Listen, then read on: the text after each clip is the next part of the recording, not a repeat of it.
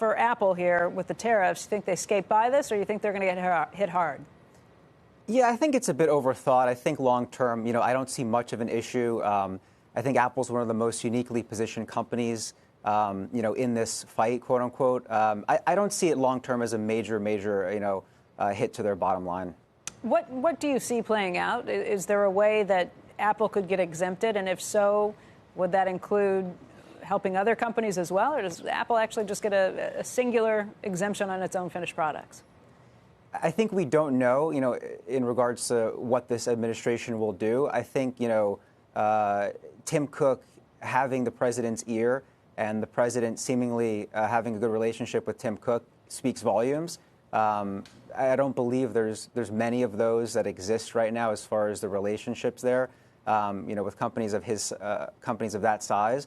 So I'm not sure if it would be singularly Apple that skates by. But I do think Tim Cook has the ability and I think has shown that, he really can influence some of this policy. And he is uniquely positioned in between the China and U.S. trade war as someone who, is almost somewhat neutral on both sides as viewed. I'm glad you bring that up because he's been walking such a fine line, trying not to offend the Chinese while also trying to stay close to President Trump. Is there a point where you think that could backfire? If things get more heated, is he going to have to choose sides? And if so, what does that look like? Yeah, that's a great point. I mean, I think Tim Cook in general just always comes across as pretty neutral, right? He's steering this incredibly large ship and doesn't want to make waves. It's a possibility that he would have to choose sides at some point. His interests are, probably more closely aligned with the U.S., right? But China's a really big part of that equation, so I'm really not sure what the outcome there would be if he had to. I just wonder because I know Apple does have some flexibility and would be able to move some of its sourcing out of China. How much of their manufacturing is there now? Where could they move? How quickly could they do that? And if they did do that, would it impact the amount of revenue, the amount of sales that they're doing in China at this point, which is a pretty significant amount of the company's revenue? Yeah, absolutely. I'd say most of Apple's, manufacturing for probably all of the larger hardware products are in China. Some of the accessories, I believe, are maybe outside of China a little bit. Vietnam could come online. India could come online pretty soon.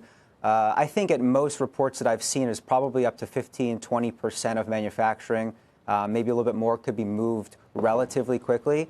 Amortized across all of, their costs there. I'm not sure how much that would really save them, but I do think there's obviously contingency plans in place. I don't see that happening. I just, for some reason, feel like this is going to get worked out in whatever form or fashion. I just don't see much of an issue with Apple here long term for some reason. So do you see, Jonathan, a lot of the other companies where Tim Cook was the first one, you had said it before, first one to come to Trump and sort of have that dialogue. Do you see that as a tipping point where you would have to think that the other CEOs from the majors would have to step up and start meeting as well as a benefit to shareholders? Do you see that coming to pass?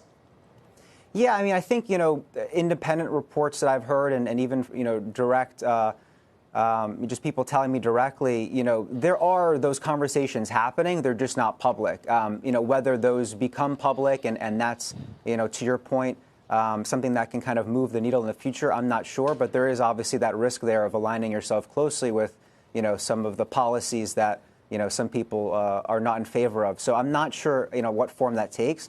But I do think that in this administration, that's the best case. You need to advocate your position or else no one's going to care about your position. And I think that's really important that Tim Cook took that first step way back, after Trump was elected.